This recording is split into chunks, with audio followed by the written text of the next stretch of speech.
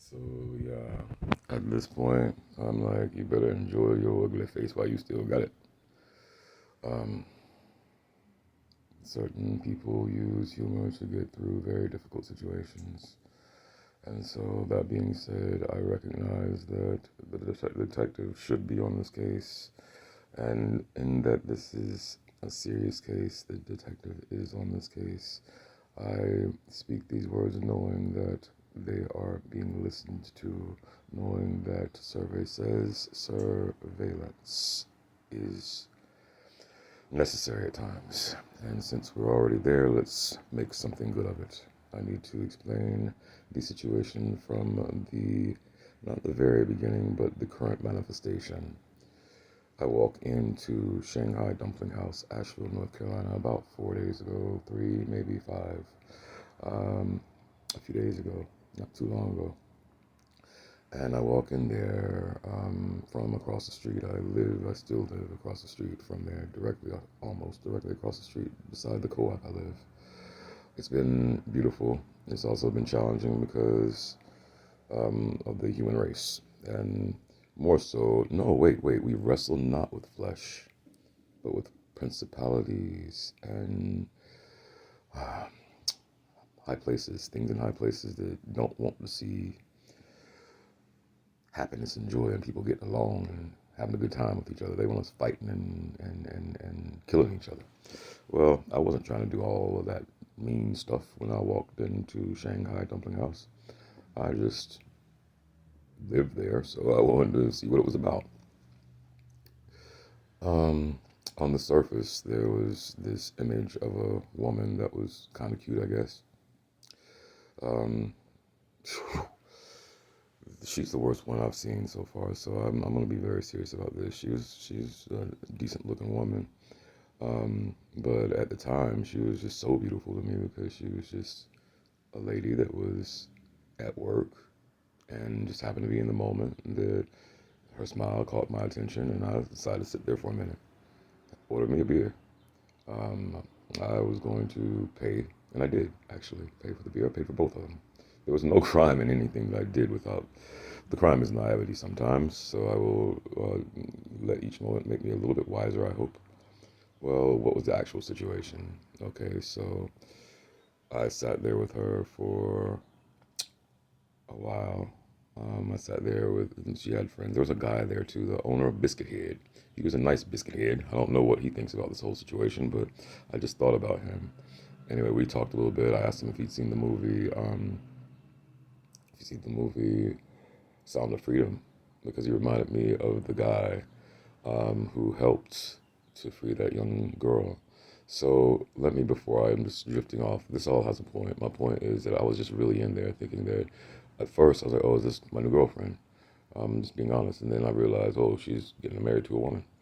I did not judge that, although I need to pay very close attention to the different manifestations of the way people act. Because, first off, I'll tell you that I really love my managers at work.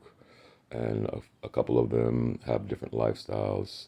And we talk about God a lot, and I respect them, and they've treated me better than a lot of people on this planet. So, again, wherever it comes from, you're not going to place me in that box of a homophobe.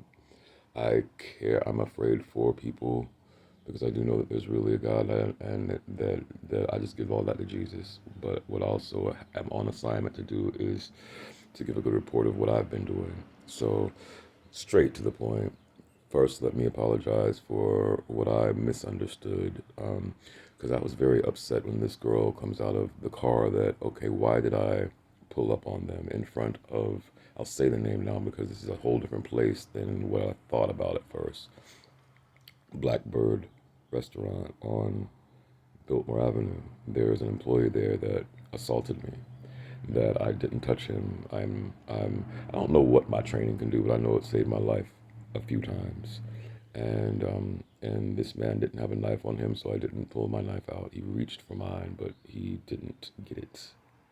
I hope he gets that. When I stepped back from him reaching for my weapon, his face was right there. My hand was right there. The other one was there. The knee was there. The foot was there. Could have stomped on his toe, hit him in the face a couple times. Could have kneed him in the groin. Could have done a lot of things that I didn't do. Because I know I'm being watched by you. And with that being said, okay, so that attack, I'm gonna go ahead because since I'm rightfully so somewhat scatterbrained about it, it was very much shocking. I'm still somewhat in shock. They threatened my life and touched me to try to do whatever they would about it in the fight. But I ain't allowed him yet. And but the truth being told, yeah. And so while he was out there threatening me, comes up directly to my bike as I'm on my bike getting gas after work. Very vulnerable situation, I reckon.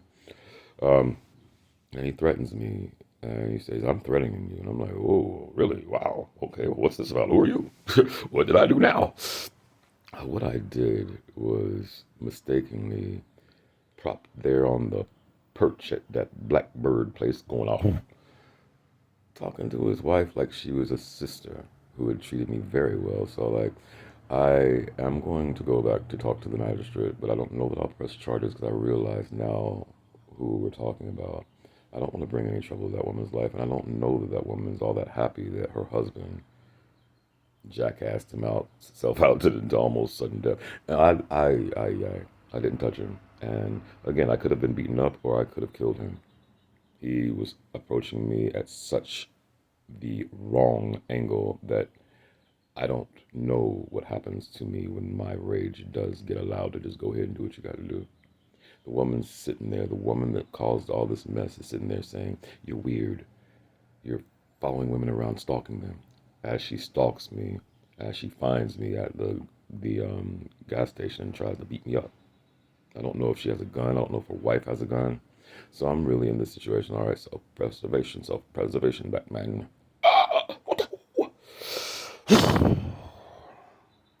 That being said, that fight, and I did kind of want the fight, but I hope that I was wise enough to just let God fight my battles. I went to, I posted as soon as that happened.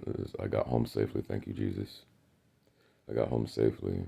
And by now, a few people know like I've been through some things and I found a way through it. I put on music at night and I rhyme for about 2 hours. For some reason, this demonic attack that was physical at this point reached all the way into my phone, shut off my internet access for the night. So that one track with the sword happened to be on my phone. That was the only music I had that night. But again, I was shown, okay, you're doing this for a real purpose. And I sat there on that track, that same track, over and over for about an hour and a half, and got myself to a point where I just didn't explode and die. And so I woke up the next morning, I went and sat with the magistrate for a while, and I talked to the cops about the situation. So I really have gone and done that. So what I'm explaining, what she definitely said that she would use against me, she said it's illegal to say that you're a cop. Okay, let me explain that very clearly. Let's go through the timeline. The first time I met her, I went into that restaurant twice that day because I had a beer with her earlier, and it was a good experience. So I went back that evening. I live right here. I guess it was my day off. Okay, so I had 2 beers that day, and I also did whatever else. Probably it worked out or whatever. But the point being, I was kind. I was thinking, and my experience, my previous experience, I've had plenty of places where I just kind of camped out. I camped out at Hooters of Asheville for 4 years. I camped out at Hooters. I worked around women in this context for 14 years at Hooters. And it was very important, and it's important to this case, but to keep stepping forward and what's relevant to this case. I guess I know now that Shanghai Dumpling House is not my Hooters. um, and so the first time I made the file report, I told that like, okay, where I saw the assailant in her car with her girlfriend, and at this point I was like fresh off of a good day, what I thought was like a good time. And so when I pulled up in front of Blackbird, a place that I'm used to going, having a good time with people I like and haven't done anything to, I pulled up in front of that place and this girl gets out of the car looking like she got a gun or something. Like she coming up to me like, okay, ma'am, if you touch me, I'm legally justified to do what I need to do to be safe. The consistent vibe that they give off is, ooh, you can't do nothing to us. And I mean, of course, my ego wants to test that. I know what I can do to a certain degree. And then there's things that I've been through that I don't know what I can do, and I don't really want to do that to anybody. But, yeah, it was that kind of situation where she comes up, gets out of the car, her girlfriend gets out of the car, and they're basically like weapons at me, like accusing me of all of a sudden. I'm like, whoa, what is this about? She's like, okay, so you come in there, the girl who, what I know now is that she's saying this in front of her girlfriend. I don't know if they had a fight about how close she got to me that first day or what, but so when she's talking to to me in front of her girlfriend at the car where I just pulled my bike in front of her car in front of this restaurant, okay? She goes, "You came into my restaurant. I was very uncomfortable. You were staring at me for like 2 hours. You said 5 words, which is not at all the way it was, at all." And with that being said, you also that same day went and talked to my friend Nicole. Okay, so this is where I went to way to the left on that whole situation. I didn't realize that she was talking about, and I didn't mean to say, well, I had to say the name because they've said my name out loud in context that would have me murdered. So I get to say their name. And I don't think Nicole has anything to do with it. Like, Nicole and I have never had beef. We've been cool. Like, she's been very, very nice to me.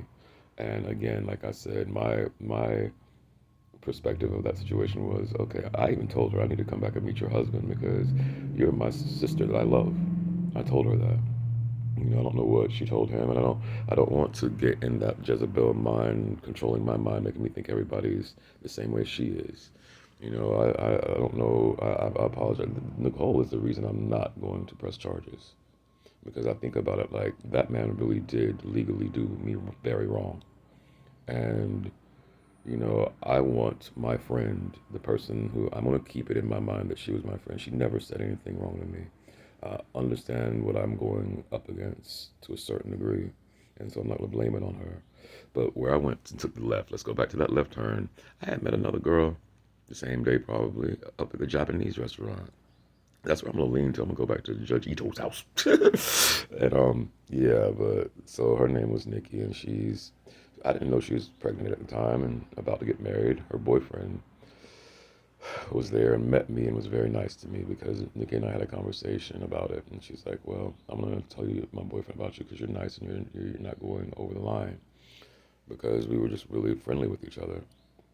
And I met him, and after the situation, like I went to Nikki, I was like, "Wait a minute, did you tell this girl? Like, what is this?"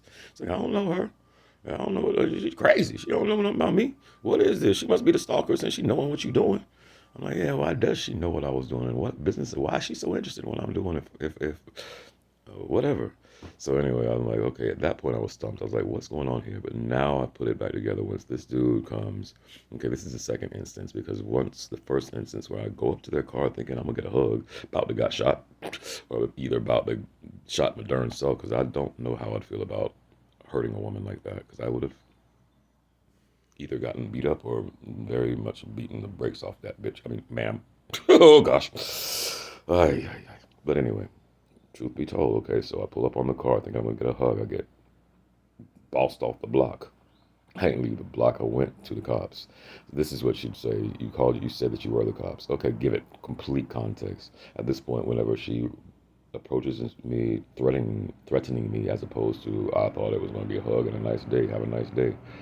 Then I'm like, okay, I am the cops now because I'm back to investigate what the hell this is. It's at me like this. And at that point, I did say it. I was like, "Ma'am, right now I am the cops."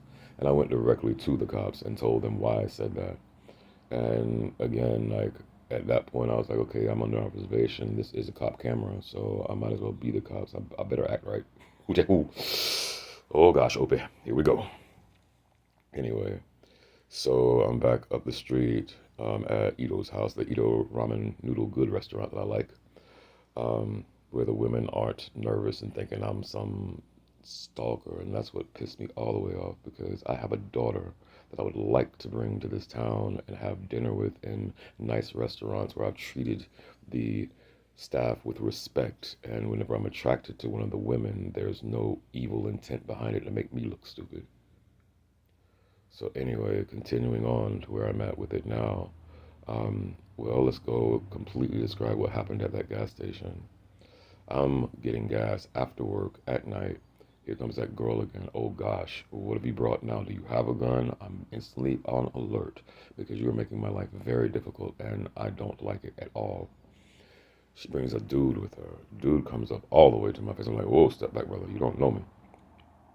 And he's telling me how I'm a stalker, how these girls are nervous, all these things that I don't want to hear from anyone, because for someone to truly be doing those things is for that someone to not be my friend and to get fought by me and to not win. God willing.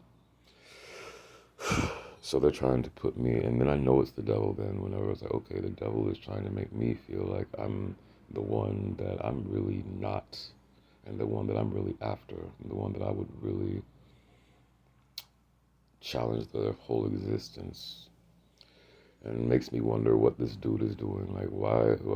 Okay, like, because all it took, and this is where I was going with that. Like, okay, witches, a lot of them seem to know the Jedi mind trick, because when this woman sat there telling her story in a packed parking lot, wanting to watch the fights, he's a stalker. Young women, if you feel uncomfortable and your intuition tells you something about a guy, check him out, because my intuition was right about this guy. She's sitting there defaming my character in front of, I don't know who that is. They don't know who I am. But because, and then the I've been cool at this store, convenience store across the road from, and I'm going there soon, across the road from where I work, and she says these things, and they start coming at me like, oh, we're family, we're going to protect her. I ain't do a damn thing to her but call her out on her wickedness. And so with that being said, I realized, okay, this is the fight, so I might as well fight or die. And I squared up and everything, and he came at me for my weapon, and he was very much overestimating his control of the situation. I stepped back, he leaned over, could have fell. All I had to do was tap him on the back of his head. He would have fallen right to my foot. Or tap him like this, boom, boom, boom, boom, boom. I can do that kind of fast. And I can step back to see what the effects were, to see how I need to approach next. But did I do any of that stuff? No, I ain't touching him. He touched me. There he went wrong. That was illegal. First, he went on a false story and attacked me about a false story. And then he said, oh, you know judo or something? Um, Hotifo. I know something. Alpha, Bravo, Charlie, Delta echoes in my mind. And so she picks at me about it. She says, you're weird. She's calling, she's just trying to put me down, put me down. Like, get off this property, get out of this town. Y'all, you cannot go into any of these restaurants on Biltmore Avenue. Biddy Witch, I've been here for years, and I'm not what you're trying to make me out to be.